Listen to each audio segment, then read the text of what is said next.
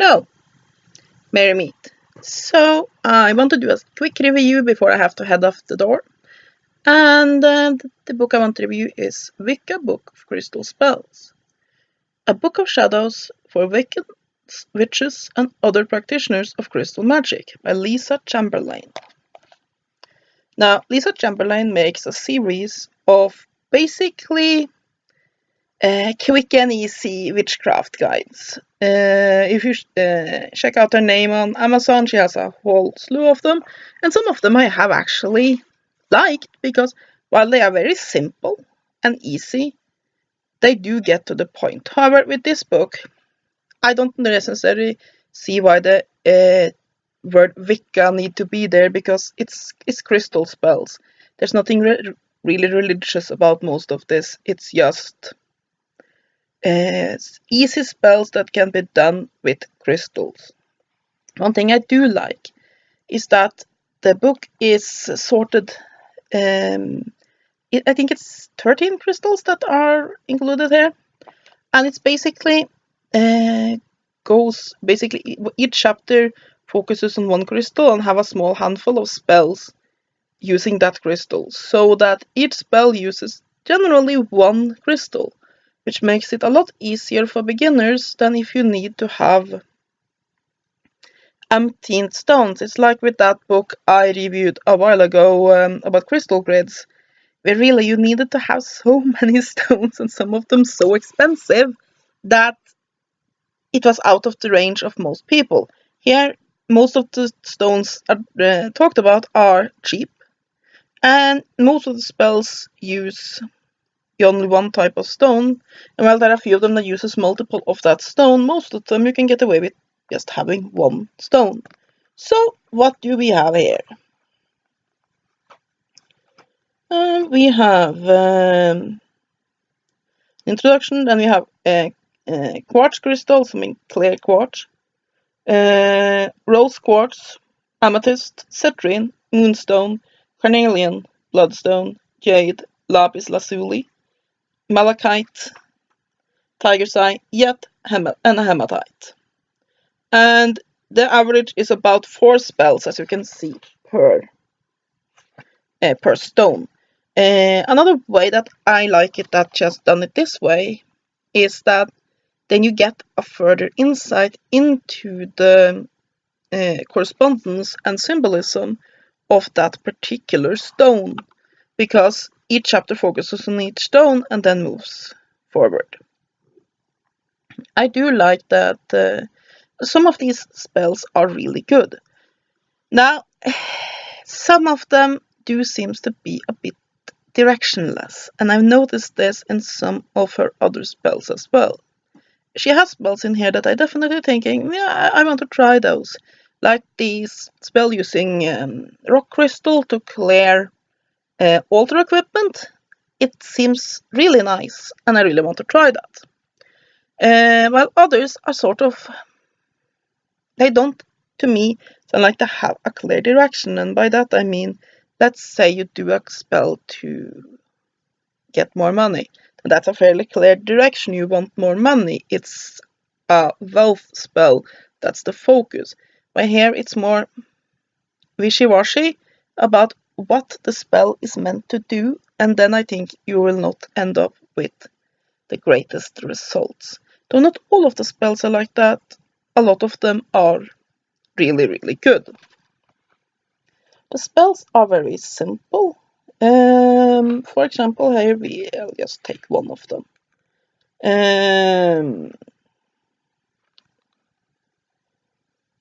Let's just find one here that's a good one. Bloodstone, the Deception Protection spell. This charm is useful in situations where you are not sure you can trust what you are being told, whatever it is at work, at a social gathering, or even within a relationship. Bloodstone dispels negativity and opens up access to inner guidance, while the blue color is associated with truth, fidelity, and sincerity.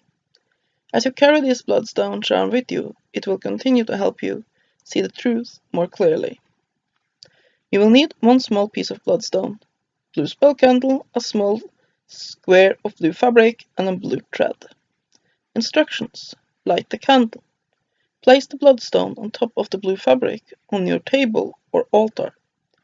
Hold both your hands over the stone and concentrate on surrounding the stone with the deep blue light of truth. When you feel that you have filled the stone with your energetic light, repeat the following or similar words 3 times. I distinguish between truth and untruth. I am protected from deception. Wrap the bloodstone carefully in the fabric. Secure it with the blue thread and place it in front of the candle. Allow the candle to burn out on its own.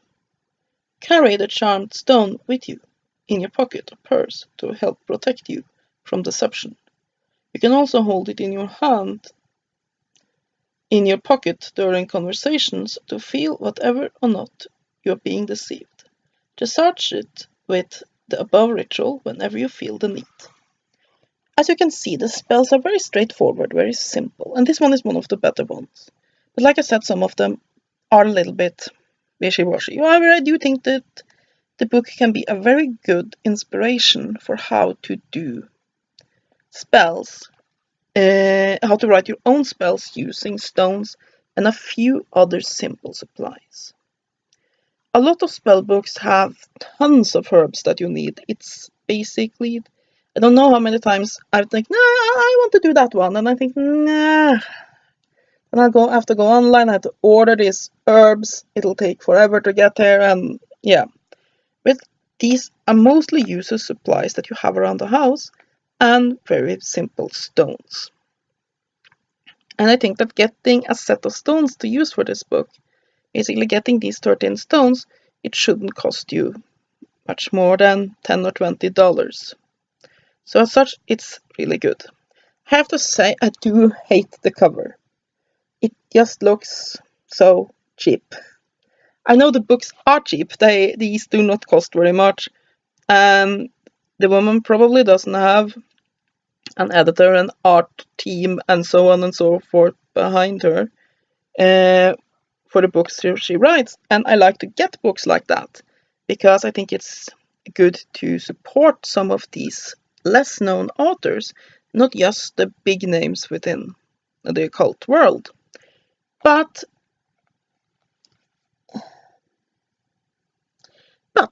the important thing is not how the book looks, but what's in it, and I think that it's pretty good. I think I got my money's worth. Is it perfect? Absolutely not. And there you will find spelling errors in here. And like I said, not all of the spells are perfect, but it's a pretty decent little mini grimoire here with simple stone spells. It's exactly what it says on the tin, and I'm happy when I can get things that are exactly what it says on the tin. I like that, because far too often you buy something and it's completely different from what you expected to get. Well, here you are getting a very, very simple book filled with stone spells exactly as it says. It's very hard for me to say very much else about the book because it's neither so great that I have to gush about it forever, while at the same time it's not bad. And I mean, yes, these spells are a little bit on the fluffy side, and by fluffy I mean the old definition of it as it's simple, it doesn't go greatly in depth. But at the same time, a lot of them are practical and useful, and I like that. So I'll give this book 6 or 7 out of 10. It's definitely not the most amazing book ever, but it's cheap. It delivers what it promises, and it's pretty good. And that is my review of Wicca Book of Crystal Spells by Lisa Chamberlain. I should also mention that there is a freebie with this. It's basically a link to she tells you that you have a free gifting, and you can just find this online anywhere, so you just have to search her name and you'll find this, so it shouldn't be a problem just showing that, for a little collection of 10 spells, I think it is. And I mean, those free stuff worth grabbing. So yeah, I enjoyed this book. It's pretty okay. That's all I had to say. Hope you have a great day and blessed be.